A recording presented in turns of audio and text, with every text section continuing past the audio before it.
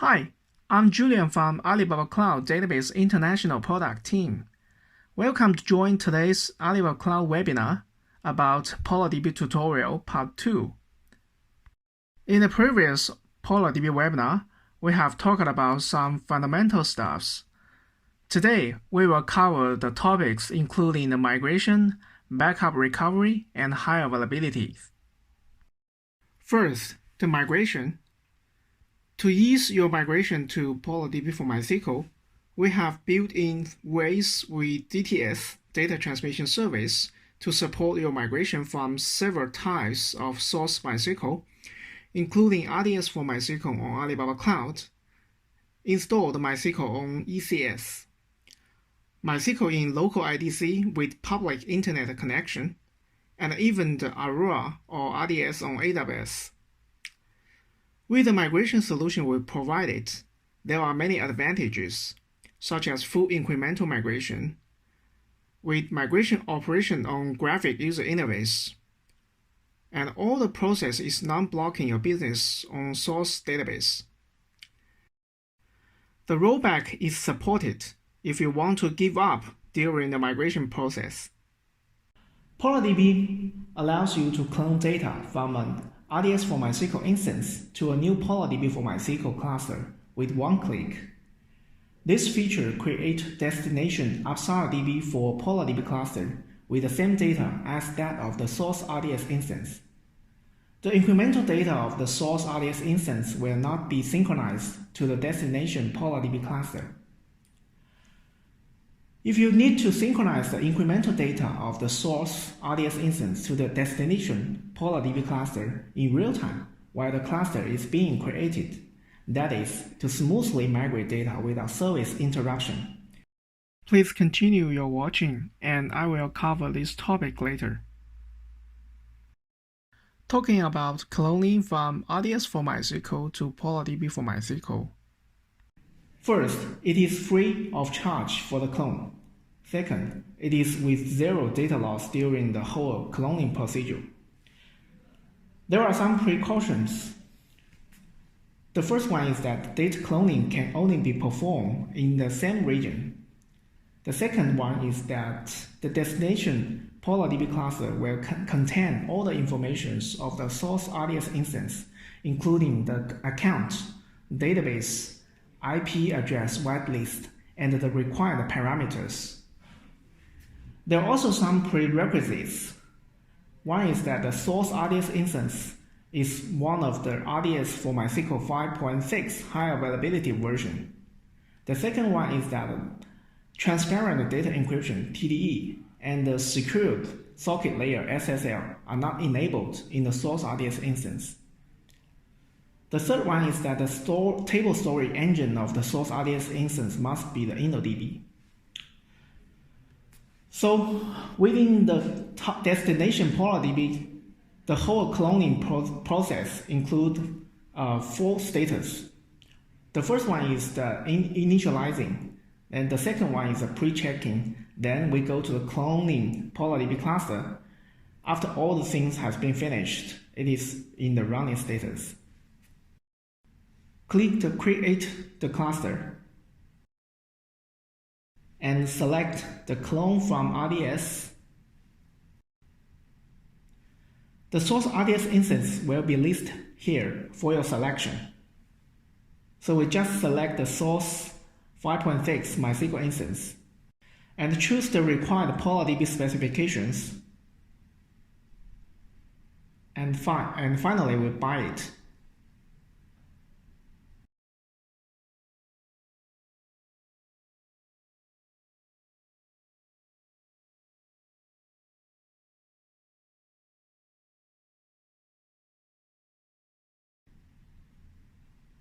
After that, go to the PolarDB web console. Then it is in the creating status.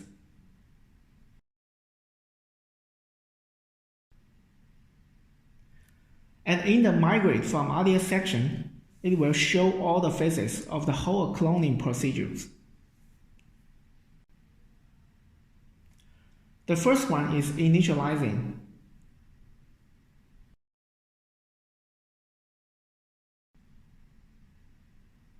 and the second one is pre-checking, where we were checking all the prerequisites for the cloning. The third one is cloning PolarDB cluster, when all the data cloning and the metadata, IP whitelist, and the parameters cloning will be happen within this phase.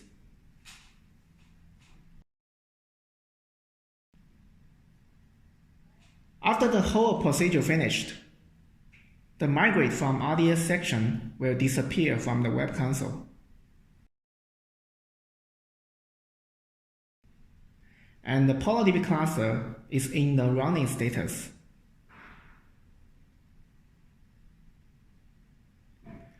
If we log on to the PolarDB database,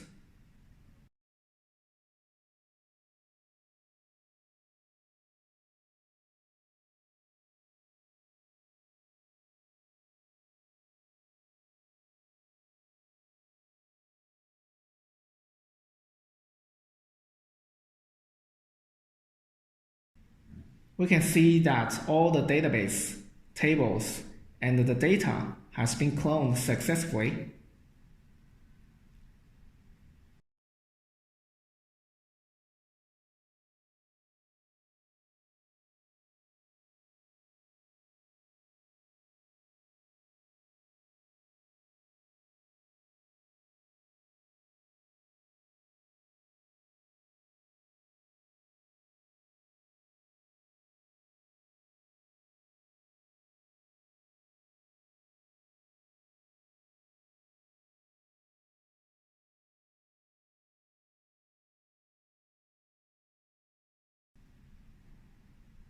And if we check the whitelist accounts, all this metadata information and the parameters are cloned as well.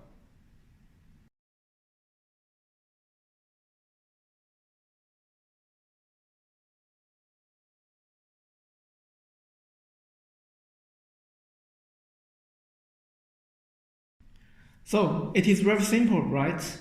Please scan this QR code for the documentation of this tutorial. Considering the migration from the RDS for MySQL to PolarDB for MySQL, it is free of charge and zero data loss during migration. Incremental data migration is supported. The service interruption period is less than 10 minutes. Rollback is supported. That means that the migration can be rolled back within 10 minutes after the migration fails. Before we go on, let's take a look at the migration process of the tutorial. There are some prerequisites for the migration supported currently. First, the source RDS instance must be the RDS for MySQL 5.6 high availability version. Second, transparent data encryption (TDE) and the secure sockets layer (SSL) must not be enabled in the source RDS instance. Third, the table storage engine of the source RDS instance must be the InnoDB. So, first, I'm going to set up RDS for MySQL 5.6 high availability instance. If you have already got one, please ignore this step. Then, create a PolarDB cluster via the option Migrate from RDS. Since it is an online process, there should be a data synchronization between the source RDS and the targeted PolarDB. After the source and the target are perfectly synchronized, we just switch to the new PolarDB cluster. After that, we either can complete the migration if all things works well as expected, and release the source RDS for MySQL instance, or just keep it for other use. Anyway, that depends on your requirements. Or you can roll back the migration as you like, to still keep using the original RDS for MySQL.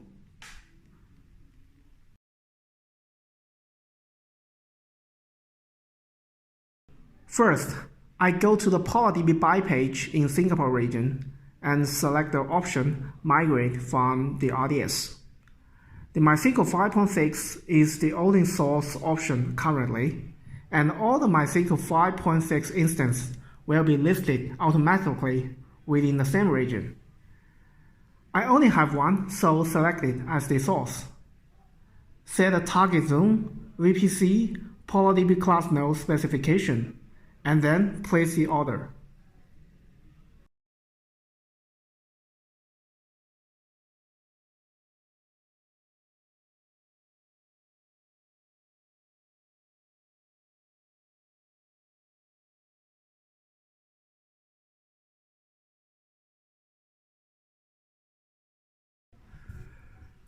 The cluster creating will cost some time for a while.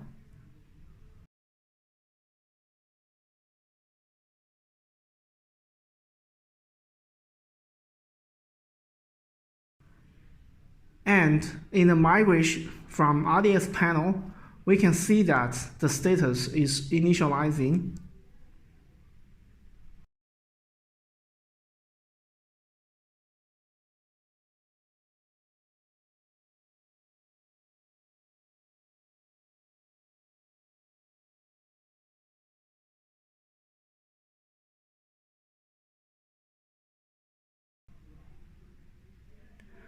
As we know, you can create some endpoints for different scenarios, such as primary, read-write splitting, or read-only endpoints for different cases.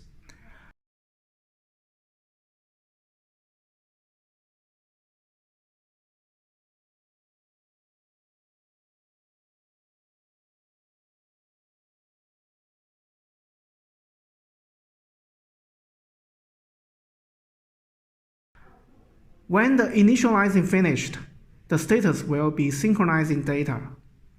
That is saying that it is synchronizing data from the source RDS for MySQL to the target PolarDB MySQL using the DTS, that is Data Transmission Service, at the backend. Another key parameter is the replication delay. Please pay attention. We cannot switch to the new cluster if the replication delay exceeds 60 seconds. And the switch process generally takes less than 5 minutes.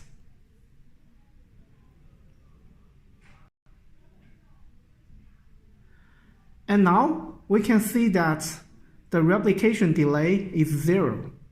So it is fine to kick off the switch action.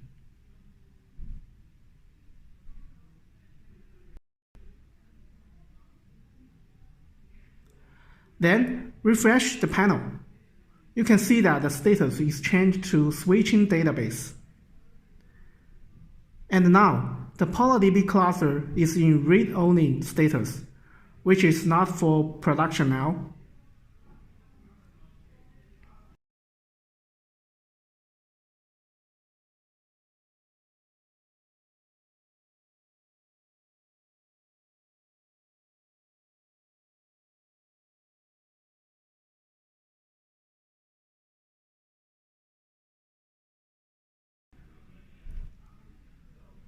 After for a while, refresh the panel again. The status is changed to database switch over completed. And the PolarDB is in read-write status now. And now, before to complete migration, we still have a chance to roll back the whole migration process.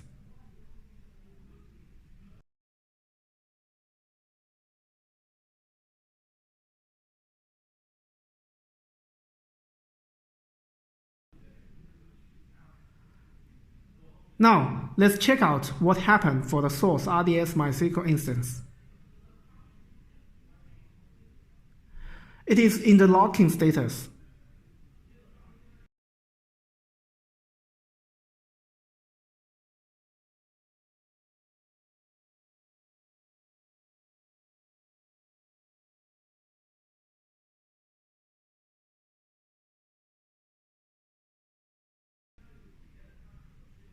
Let's try the rollback action.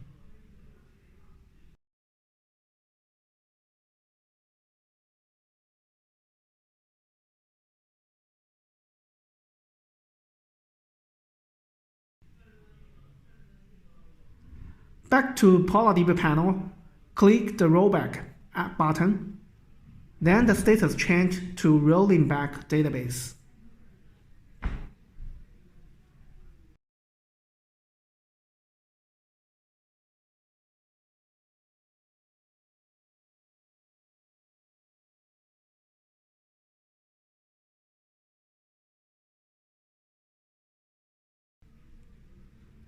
Now we can go back to RDS MySQL panel with the status going to running.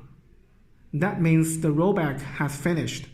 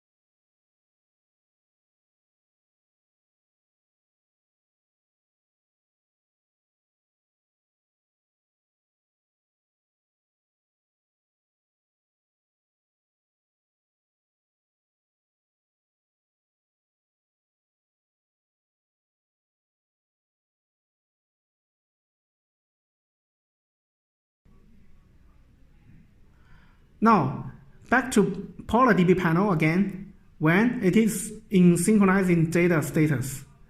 And the replication delay is 0, which is less than 60 seconds, as I mentioned before. So I'm going to do the switch action again.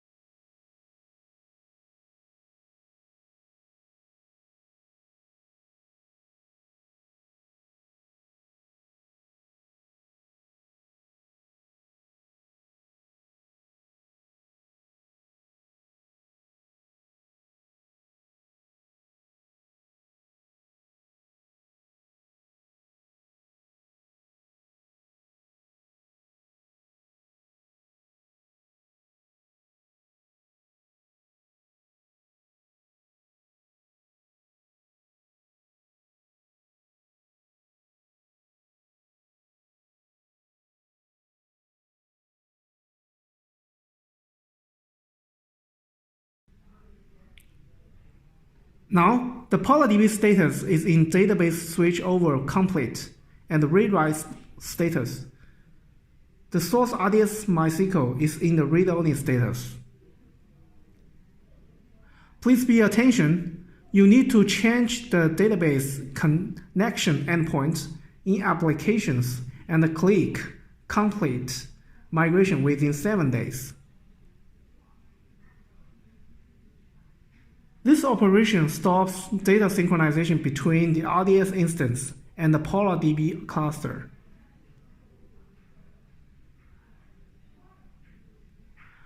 Click the complete migration. The status is changed to disabling synchronization. And the source RDS is in locking status and ready for release. You can release the source RDS instance now if it is not needed anymore.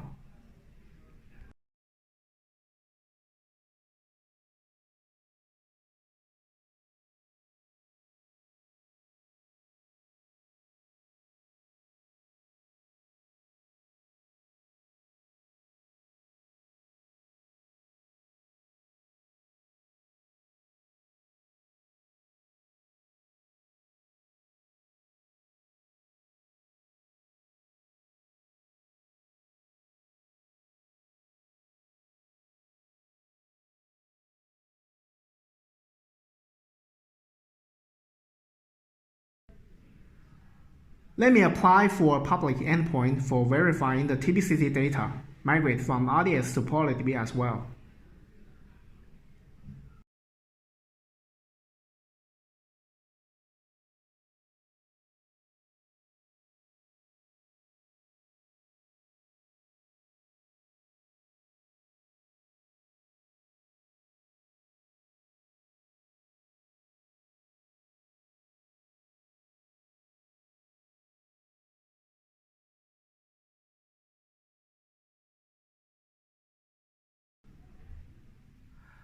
Now, let me connect to the PolarDB and check with the TBCT data.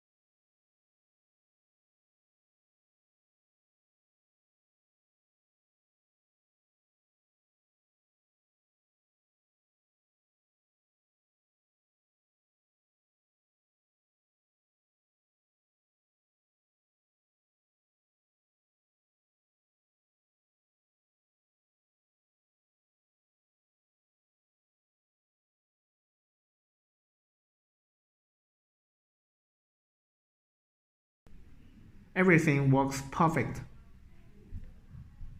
You can scan the QR code for the document of this tutorial. Okay, migration from ECS-hosted MySQL to PolarDB for MySQL. You can do this migration by using Alibaba Cloud Data Transmission Service, DTS in short. Incremental data migration allows you to migrate data to the PolarDB for MySQL cluster without service interruption of the source instance.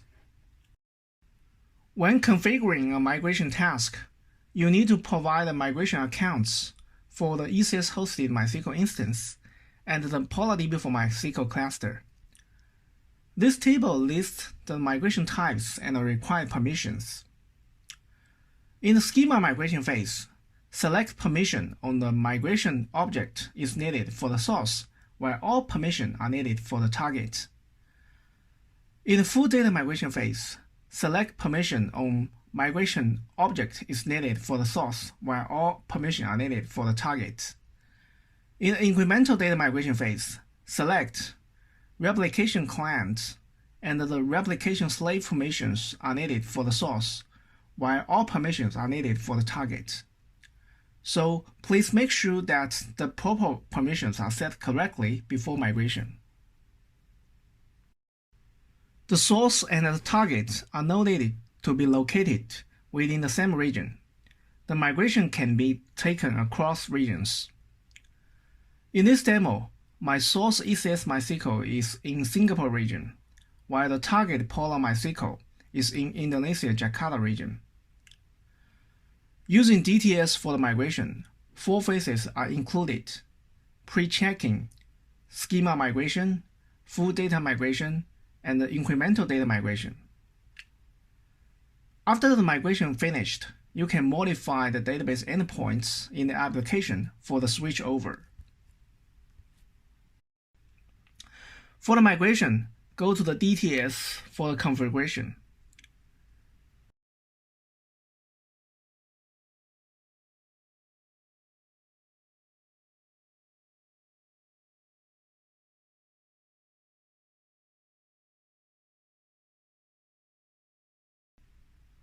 Click Create Migration Task.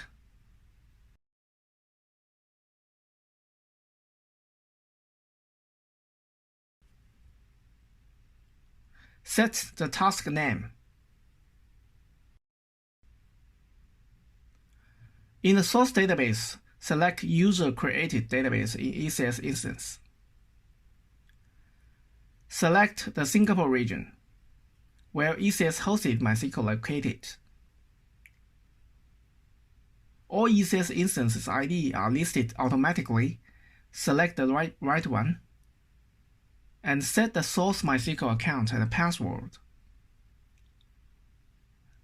Then test the connectivity. It shows passed successfully. It is possible that it may fail at this step, so please check the ECS whitelist in Security Group and the ECS-hosted MySQL IP privileges. The encryption mode for accessing the source database, select Non-Encrypted or SSL Encrypted. In this demo, Non-Encrypted is selected. Note, if SSL encryption is required, you need to prepare and upload your CA root certification in advance.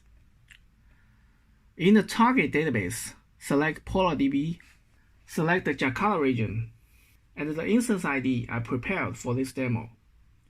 And also PolarDB account and password are needed. I have not set the PolarDB account yet, so go there to create an account.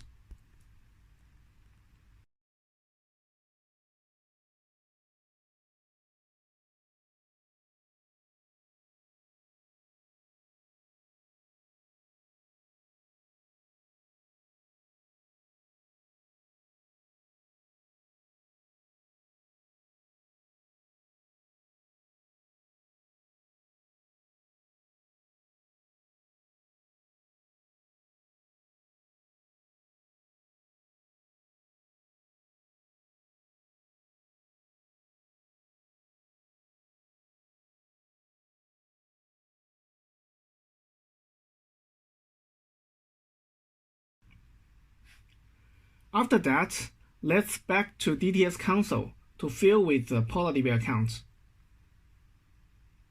and test the connectivity.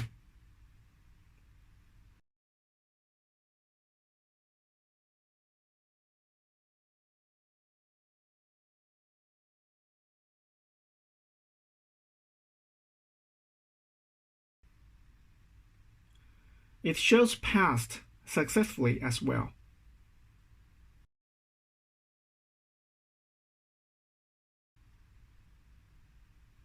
Now the DTS configuration has been finished. Click Set Whitelist and Next. Select Schema Migration, Full Data Migration, and Incremental Data Migration for the data consistency during the migration. If you don't select the Incremental Data Migration, data updates in the source database are not migrated to the destination instance. Select the object in the source MySQL instance to be migrated.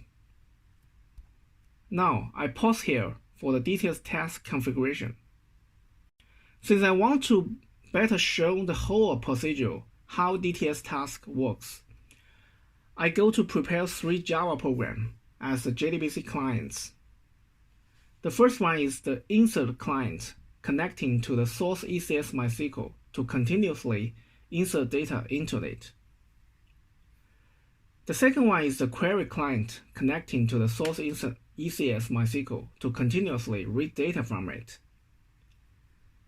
The third one is the query client connecting to the target PolarDB MySQL to continuously read data from it. For the client setup, let me go to the PolarDB to set up whitelist for the connectivity.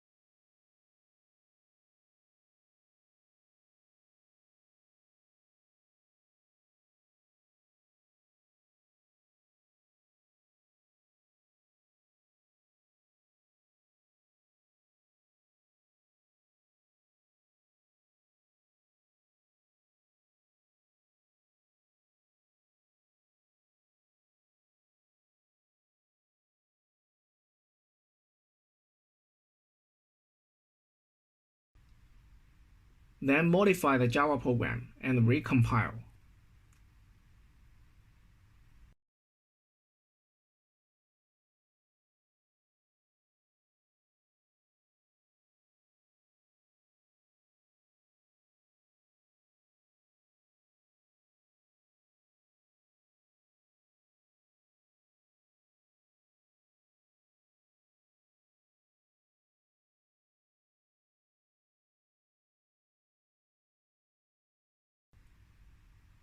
After that, let me go back to the DTS Web Console.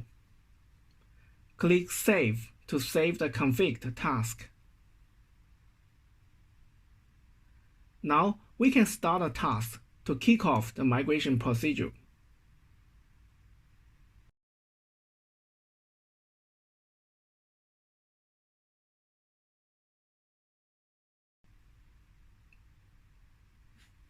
First, it will do the pre-checking.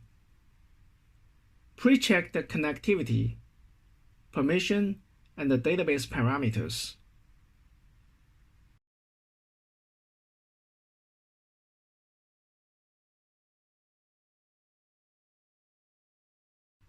There are some pre-checking failures.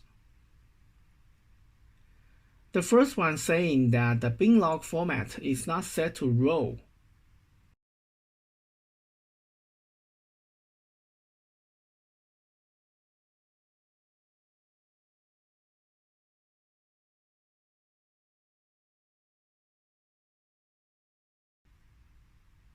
And the second one saying that the server ID of the source database need to be greater than 1. So let's go to the source ECS MySQL to fix these two pre-checking failures.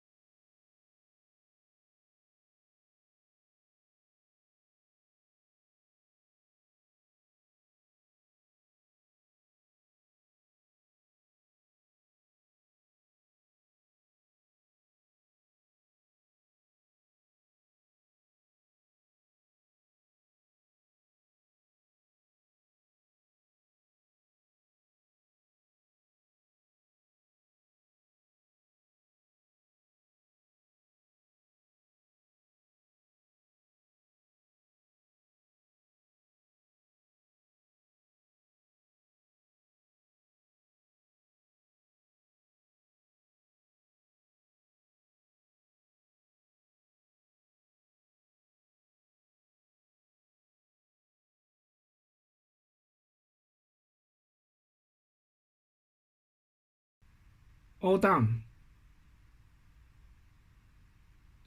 Now go back and start the task again.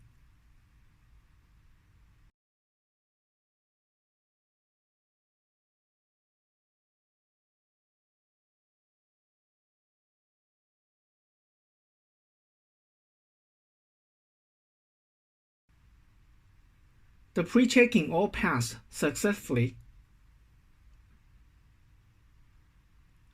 Select a channel specification according to your business requirements. Here for the demo, I select small.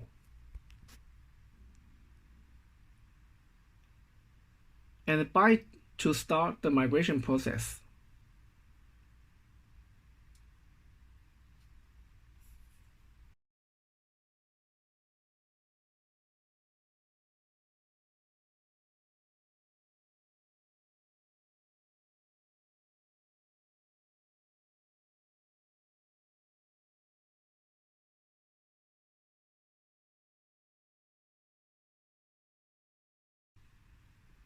We can see that in the first command line window, insert client continuously insert data into the source ECS MySQL. In the second window, query client query the record counts from the source ECS MySQL, while in the third window, query client query the record counts from the target PolarDB for MySQL.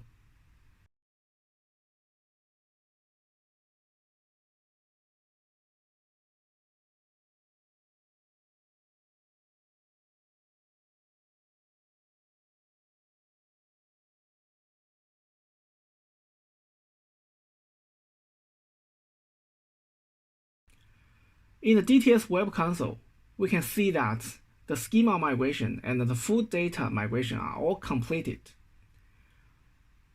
At the incremental data migration phase, all the objects tables are in the migrating status.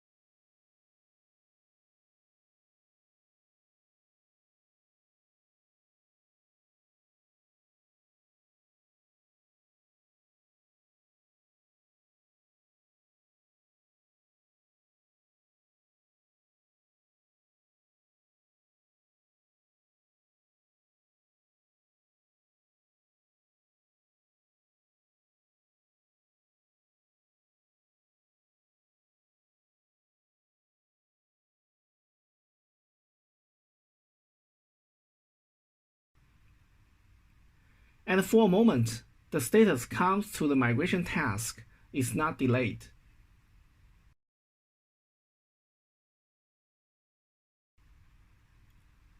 Suppose we stop these 3 clients and restart them.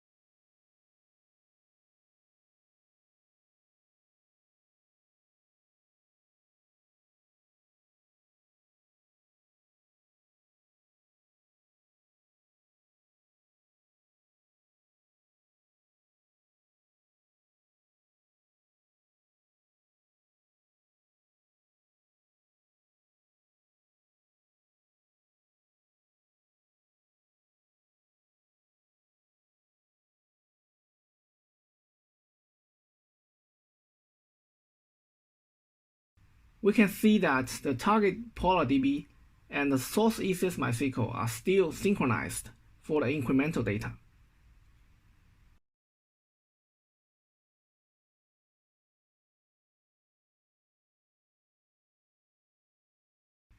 So coming to the steps, the migration finished from ECS MySQL to PolarDB for MySQL. You can choose to modify the endpoints in your application to access PolarDB afterwards for the switchover.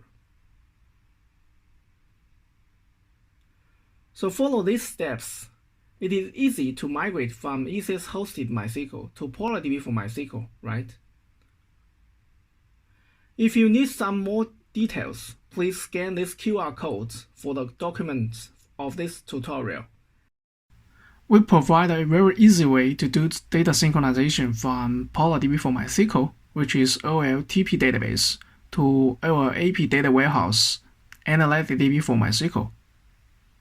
The Analytic DB for MySQL is designed for the petabytes data level real-time data warehousing with high concurrency and low latency.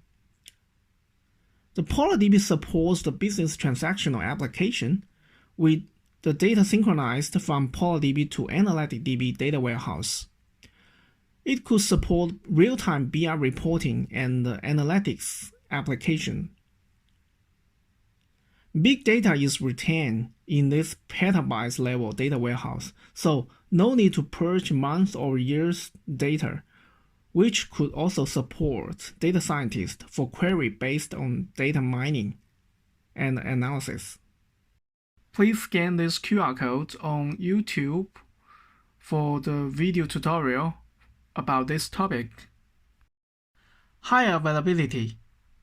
This part is the architecture of the PolarDB. For this topic, the key component is the Polar proxy in the red rectangle. Basically, you can publish the primary endpoint and the cluster endpoint with the help of load balancer. Primary node is attached to the primary endpoint, while all nodes, including primary nodes and read-only nodes, are attached to the cluster endpoint.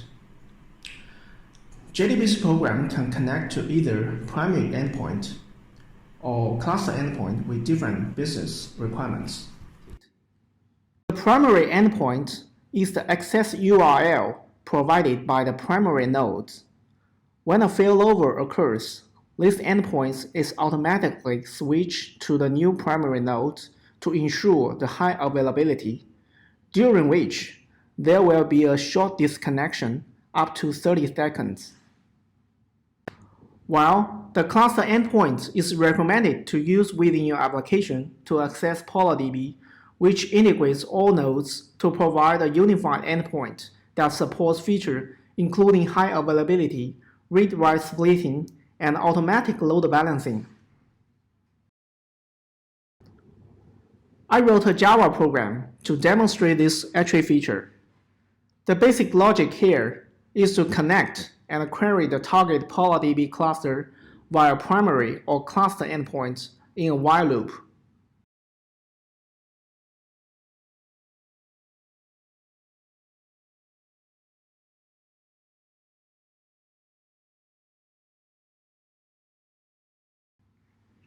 I have populated TBCH data for demo in the target database. The important thing here is that we must have an exception capture and a reconnect logic here in the Java program to make sure the demo request could work continuously.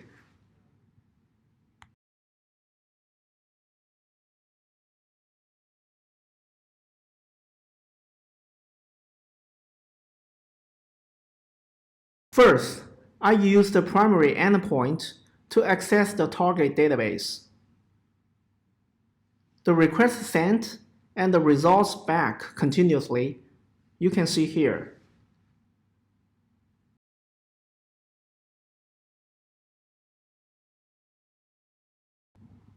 Back to the web console, click Switch Primary Node button to simulate the primary node failover.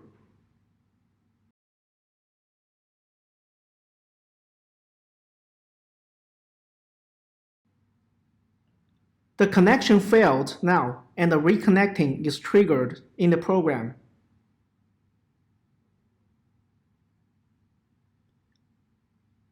About 10 seconds around, reconnecting successfully after the primary node failover finished at the backend.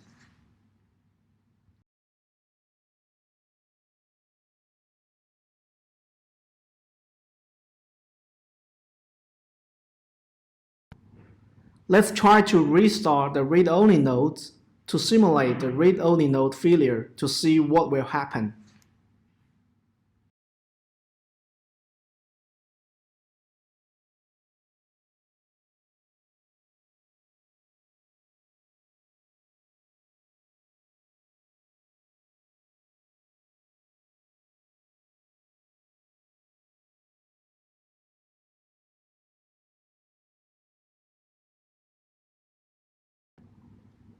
Okay, nothing happened as expected.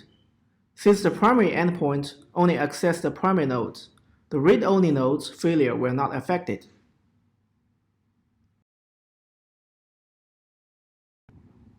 Next, change to use the cluster endpoint.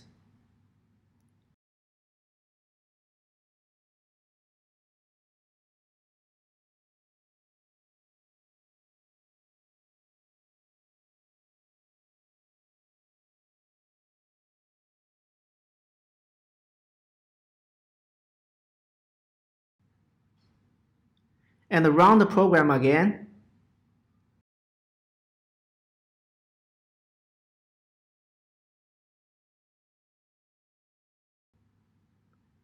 Now, click Switch Primary Node button to simulate the primary node failover again.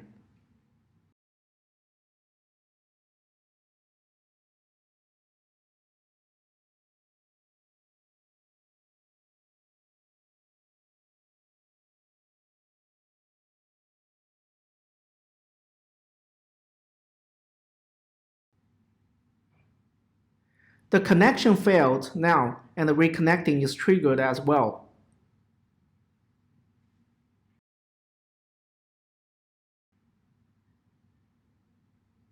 Again, about 10 seconds around, reconnecting successfully, and the program back to work again when the failover finished.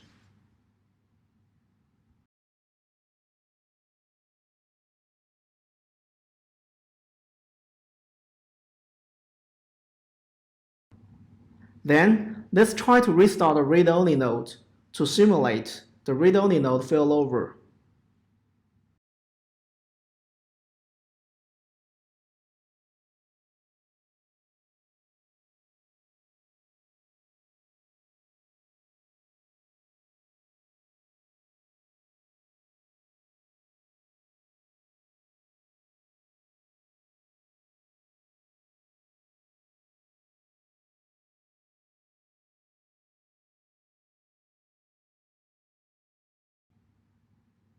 Nothing happened. Since in this demo case, the current connection was not accepted within this read-only node before, but on someone else. The database JDBC is connection-oriented protocol for load balancing. Within this demo, the reconnection action was triggered or not depends on the nodes where the connection was accepted before.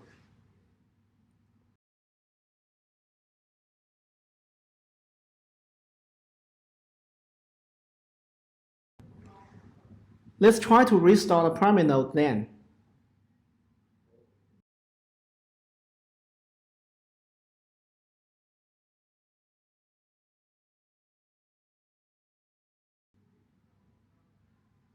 The connection failed now, and the reconnecting is triggered.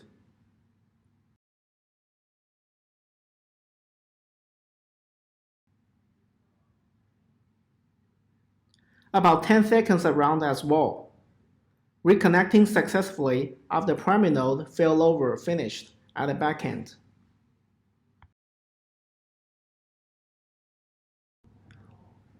That's all for the PolarDB HA demo. Now, let's move on to the topic of backup and recovery. The native backup recovery built in the PolarDB, we call it a snapshot-based backup recovery. And this mechanism using the redirect on writes, that is ROW method. It does not copy the data every time a snapshot is taken, only when the data block is modified later, that is write, the historical version is retained in the snapshot. And then a new data block is generated and a reference by the original data, which is redirect. Due to this ROW mechanism, the capacity of local snapshot is dynamic. Even if there is no new snapshot, the capacity of historical snapshot will increase as the original data is updated. The redirect on write mechanism helps to speed up the backup a lot, which makes the backup well finished within the 30 seconds, and it has nothing to do with the capacity, but the recovery speed is about 40 minutes per terabytes. It's related to the size of the data. I have already created a PolarDB for MySQL in Singapore region. And you can see that there are already have some records within the database. And go to the backup and restore part. You can see that there have already been some backup snapshots. Click the backup setting, and you can specify the backup times within a day. And you can also schedule the run backup in a week. For your data security, select at least 2 days for a week.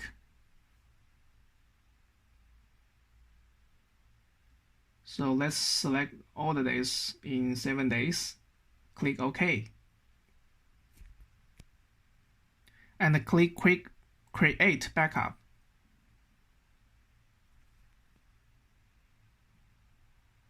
So the status is in the progress. You can see there are 4,000 and 785 records in the original PolarDB database. Okay, let's refresh the web console page. The status is completed. And we have a backup set ID.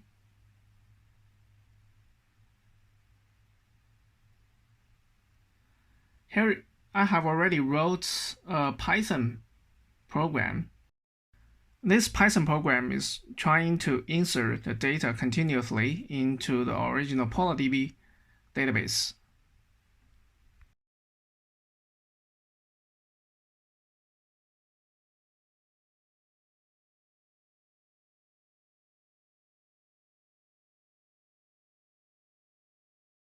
And we select the table. And let's select the original table. And you can see the record number is increasing.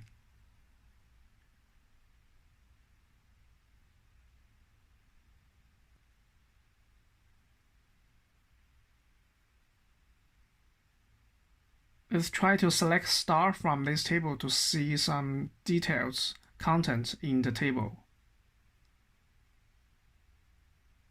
And let me add an order by clause, DESA to see the newest inserted record. As the Python program is continuously running, so let's create a backup again. So let's refresh the page, the status 25%, and refresh again, and the backup is finished. And let's stop the program. Now let's try to do the point-in-time restore to see the behavior of recovery. In this page, we have 3 clone source type. One is backup set, another one is backup time point, and also we can do the point-in-time recovery from the current cluster. So let's try to select a clone from a source type as a backup set. And you can select the target region and also the availability zone. Specify the node specification in your target PolarDB cluster. Please pay attention here. By default, the bin log of the PolarDB for MySQL is not turned on. So when you do the recovery, you need to restore the backup set to a new PolarDB instance. If you want to do the point-in-time recovery to the original PolarDB for MySQL cluster, you need to turn on the bin log, or even using the DMS, that is Data Management Service, for the PolarDB for MySQL.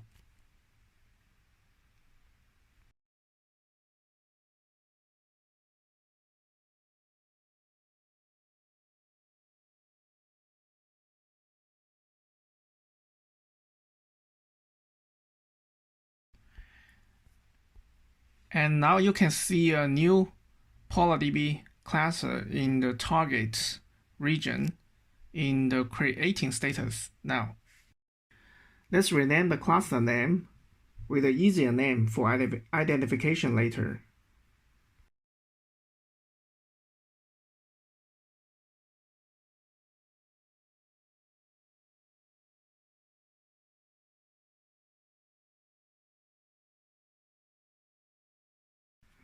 We have done 2 backups previously, and let's try to recover from the older one of the backup sets and to see what will happen.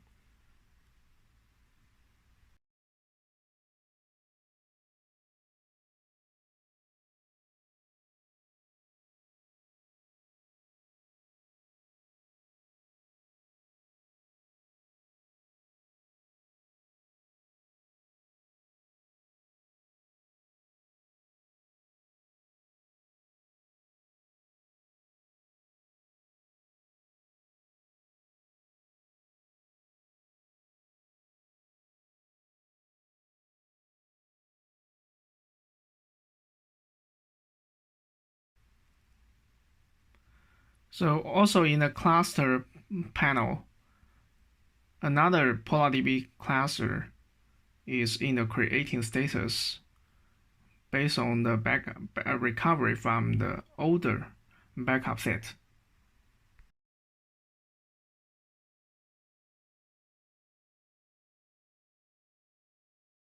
As you can see that we also support a backup recovery from a backup time point. So let's try this feature and specify a time point here to do the recovery.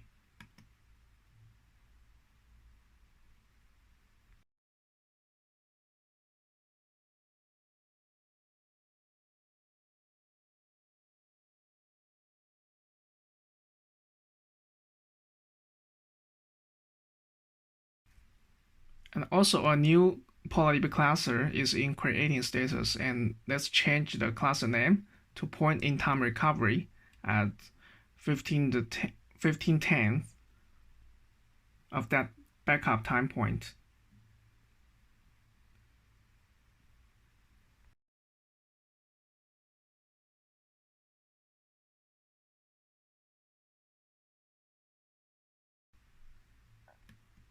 And there is also option for the recovery from a current cluster. So let's go back to restart the Python program to insert the data to the original PolarDB cluster and try to kick off the recovery from the current cluster to a new PolarDB for MySQL cluster.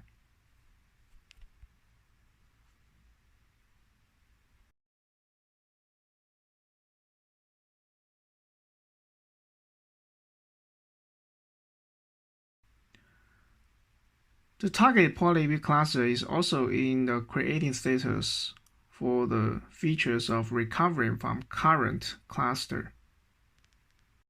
So now we have 4 target PolarDB cluster. 2 are recovered from the 2 backup set we have done previously. Another one is the recover from a backup time point of a specific time. And the final one is the cluster that recover from the current cluster. Let's wait a moment for the recovering procedure finished. Now let's try to log on to this 4 target PolarDB cluster to check out the data that we have recovered. The cluster which is recovered from backup set older one is with 4,785 records in total.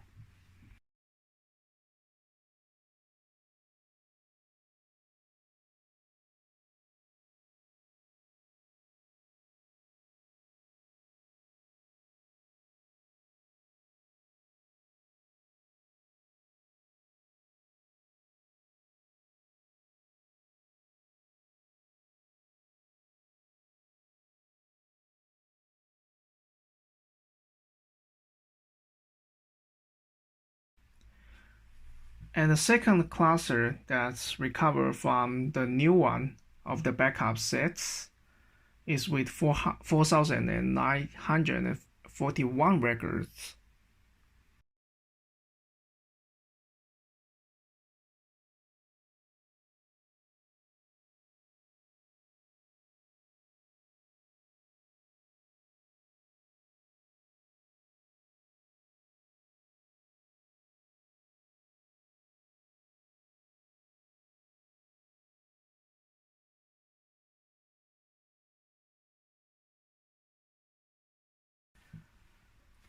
The cluster which recovered from the point-in-time recovery with a specific time at 15:10 p.m.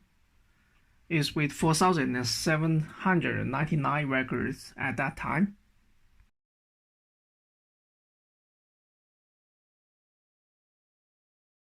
Finally, let's check out the cluster which is recovered from the current cluster.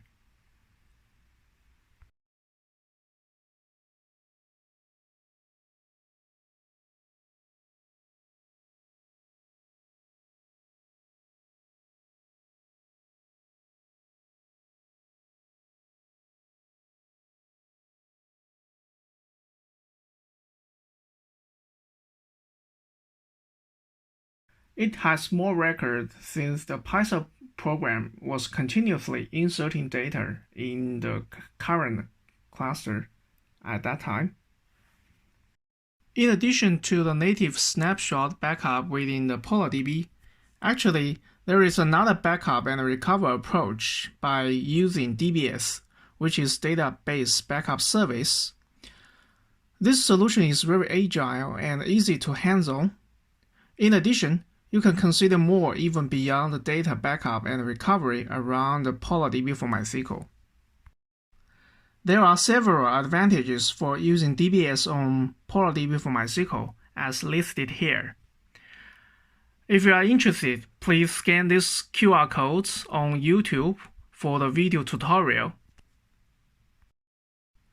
Okay, that's all for today's webinar. Thank you for watching. Bye bye.